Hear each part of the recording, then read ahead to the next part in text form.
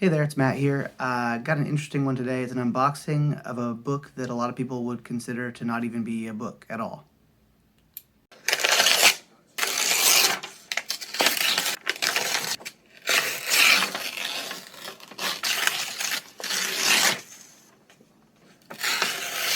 So when is a book not actually a book?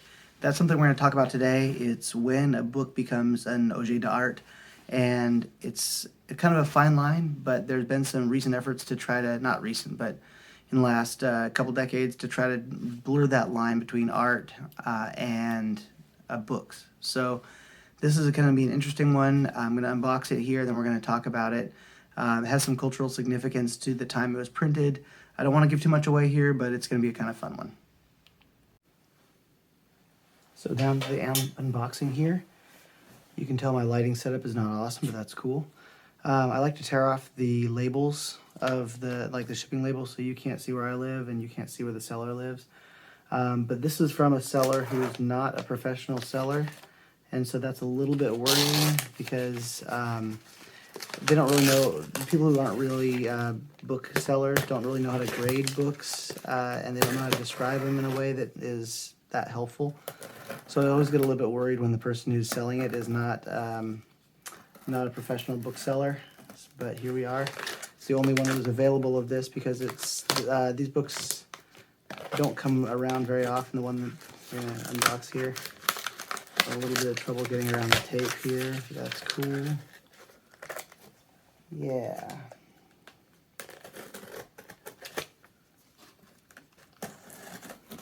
All right. And also, they don't really necessarily know how to pack a book well. They don't know what makes a good book. And this one, before I even opened it, I could tell, like, there's some movement in there, and movement around inside is not necessarily a great thing. But to my surprise, it looks like they packaged it really, really well with some specialty foam that gets discarded. And this book itself, now you're starting to be able to see it here. It's a paperback book. It's only published in paperback. And let's see, yeah, pretty good job. I'll move this out of the way because having sharp objects around valuable books is never a good thing. And it's packaged cool. It has a little bit of tape here as well. Take that over here. I'm pretty excited right now because this is a copy of The Tree of Codes by Jonathan Safran Foer.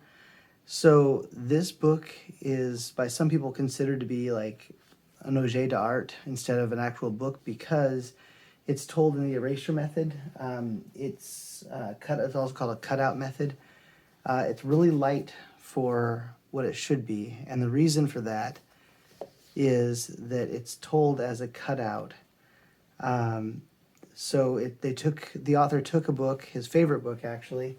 It was the book that was originally called was this The Street of Crocodiles by Bruno Schulz, is a Polish author, and it's Jonathan Safran Foer's favorite book.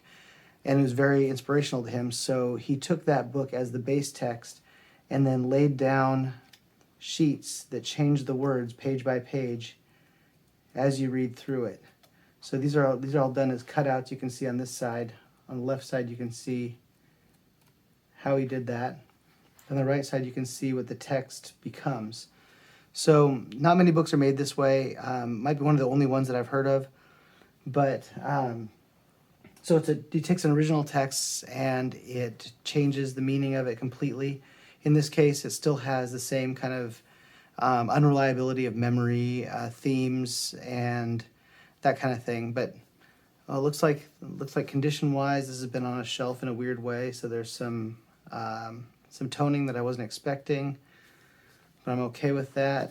So before I get into what this book means or anything, just visual editions. Jonathan Safran Foer couldn't find a publisher. He searched for a long time to find a publisher that would publish something like this because it's very expensive to publish. It has to be done perfectly. There can't be any room for error. And so it took a long time to find a publisher who would actually do that for him, and this is the only one. Visual Editions was the only one that would do that. So we all got pretty lucky that actually happened. It is first published. It says first published by Visual Editions 2010, and so this is a first edition. And so it says 2010, and 2010 is an interesting idea because around that time, books were becoming more ebook centric. The book world was becoming more ebook centric. People were reading ebooks instead of reading paper copies, and a lot of people believe that this was a reaction to that. This was his opinion on people moving away from a physical object into a digital object for reading, and because this can't be read as a digital object, it has to be read as a hard copy book. And so that's why these sell for quite a bit online. Most of the criticism about this book has been whether it is an actual book itself or if the value of it is in the object, which I don't mind. I don't think it's a bad conversation to have. I just think it's an interesting book to have. It's just an interesting object to have.